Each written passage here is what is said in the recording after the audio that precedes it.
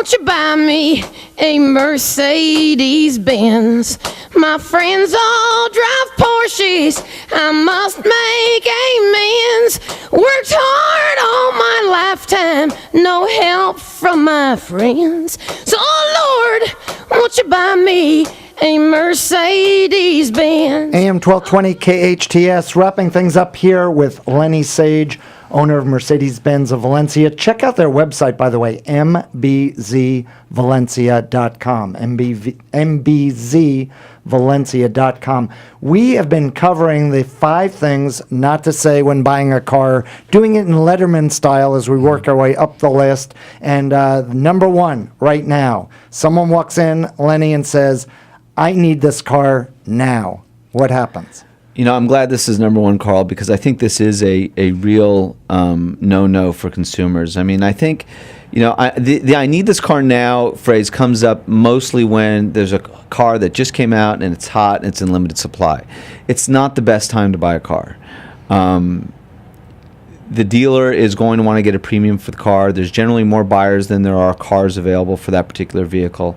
And the dealer needs to get a premium because, quite frankly, they can only sell that vehicle once, right? Can't sell the same car twice. So the best thing to do is to plan your purchase. Not wait till your lease is up in 2 days. Not get the car that just came out and it's the hottest thing since sliced bread. And with our premium lines, we see that a lot, and people just have to have it. It's better to wait. And another reason why it's not great it's better to plan your purchase. If you get a car that just got released, it's a brand new car, it's the hottest, latest, greatest, newest, fastest, most stylish car in the world, at least to you at that particular moment, the lease deals and the financing available on those cars offered by the manufacturer aren't going to be their best. You know, manufacturers aren't going to offer incentives for you to buy a car that just came out that is in very high demand. So I tell people, they like we have the new S-Class coming out, the new 2014 S-Class coming out with Mercedes Benz, and it's going to be coming out in September. September isn't going to be the best time to buy that vehicle because you're not going to have the best lease deals and the best financing available at that particular time. And the supply is going to be relatively limited. So if you came in and you said, I have to have this car now, you're going to be paying more, not because I want to sell it to you for more money, but you're just not going to get the best financing and the best lease available on that particular car at that particular time. And if the car is in really short supply, just like anything else in the world, it's supply and demand. If the supply is low and the demand is high, you're going to be paying more for that particular product. Now, we're not going to sell the car for more than list price ever, but I'd much rather get you a deal that you're going to be really happy with. So there's 2 reasons that happens. One is that the car just came out and it's the hottest, latest, greatest, and the manufacturers aren't going to be offering any kind of incentives to buy that car.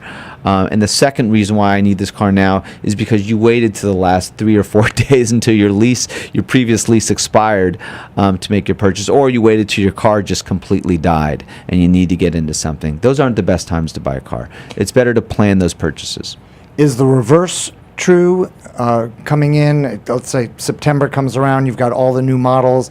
Is that a good time to come in and buy the previous year's models that you still have on the lot? It's the best time, Carl. And we have people come in and says, yeah, I like to wait till the new car is announced because I know that the incentives on the model that it's replacing go way up. And I don't mind driving a car that was the prior year's model. And with Mercedes-Benz, the model changes are sometimes they're really subtle, like this model S-Class model change.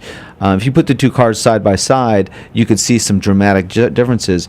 But the car that it's going to replace is not going to look dated next to, and that's what the Highlines do a really good job of doing, is when they replace a model and they have a model change, they don't have a huge dramatic change from the previous model that really makes the car look very dated. And that's why the residual values for luxury cars are typically higher than non-luxury cars, because they don't have dramatic changes, and that residual value does hold a little better than non-luxury brands. Lenny Sage, great advice. Thank you so much. The hours zip by. Always does, and Carl. always does. We'll be back, get you back here soon and take on a different topic. Lenny Sage, Sage, owner of Mercedes Benz of Valencia. He's been our guest.